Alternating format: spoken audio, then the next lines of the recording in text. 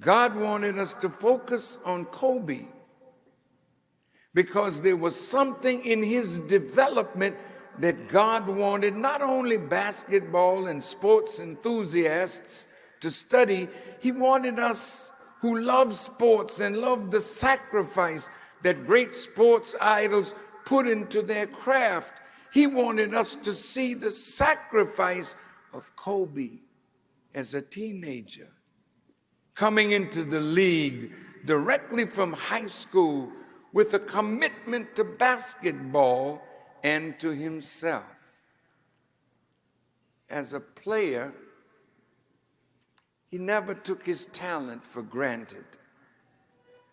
Like some who are gifted and the gift is so superior, they don't fight with themselves to improve themselves, though they may not have any competition outside of themselves, to match what they do and do it bigger and better. That's the kind of lesson that is in Kobe's life for us to study. Kobe dedicated his life to his craft. He would always be in the gym practicing. He was good at what he did.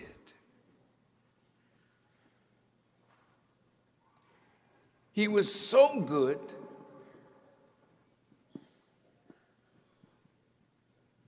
he scored 81 points in one game and shocked the basketball world, because in order to make 81 points in one game, the mathematics that he had to master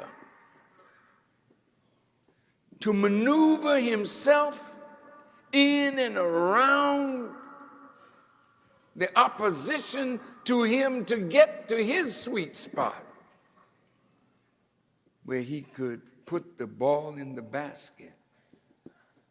And any time that a man can make 81 points in a game, that's mathematics on a level that you have not seen among the common player.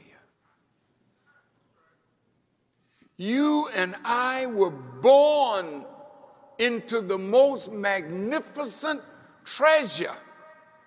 If you're a student and you find yourself in the greatest library in the world, you're like not a child at, what's the name of that place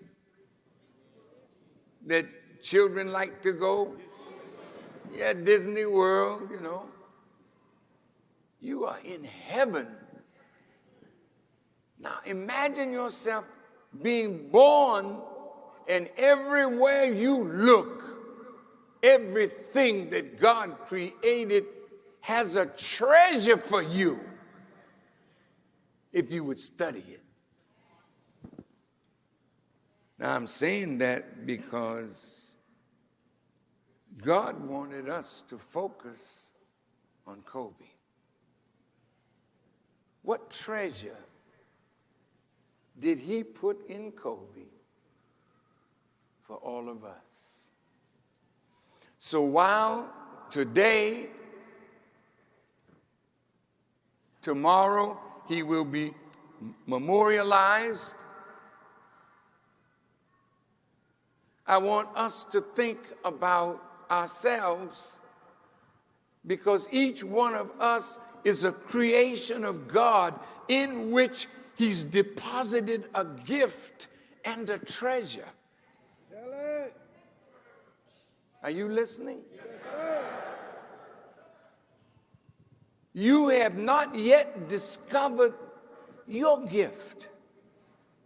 And if you have, the duty that you have is to exploit your gift.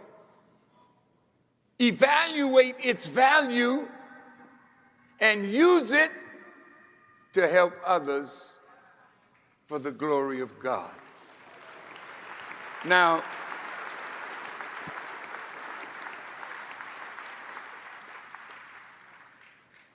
Here's the lesson that you will find in Kobe. If you want to be great in any field of human endeavor, you must be willing to make a sacrifice. Kobe came out of high school and was drafted immediately into the NBA. He was playing with the big boys from day one. So he wanted to not only play with the big boys, he wanted to be one of them. Meaning that each of us have something in us that we have a duty to develop.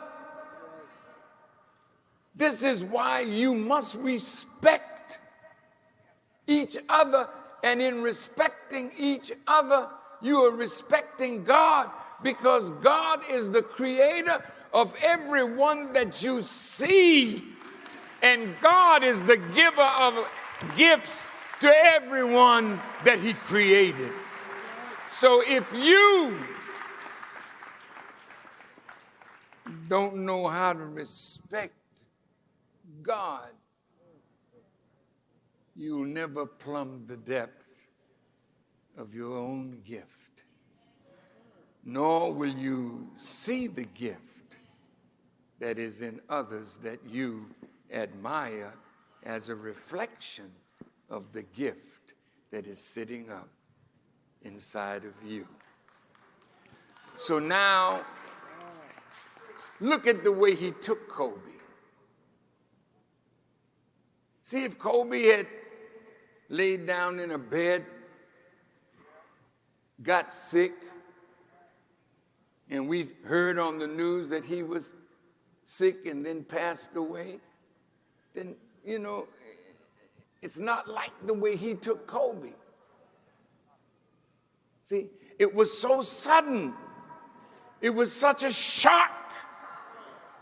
God wanted it that way because he wanted Kobe's life to be more than a basketball. Because Kobe was more than a basketball player. He wanted us to see the greatness of Kobe as a businessman. Why? Because all those who are in basketball, in sports, making money, money becomes an enemy because you don't know what to do with it. And then when you get fame, it kills you because you don't know how to handle it.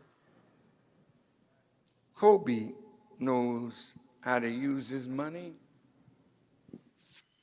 and Kobe was not bothered by his fame.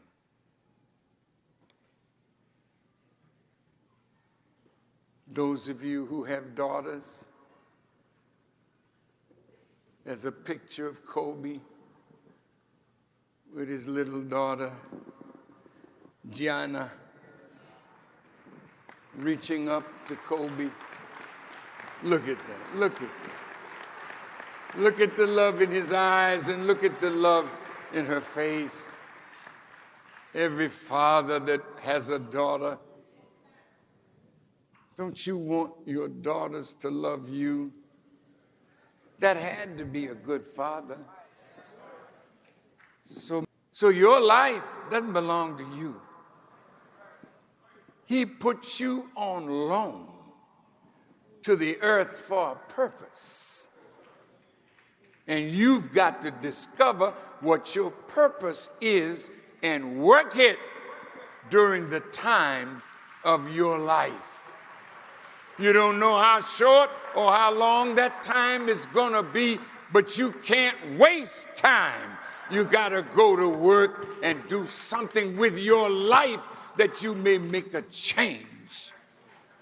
You understand what I'm saying? So I saw that as a lesson for me.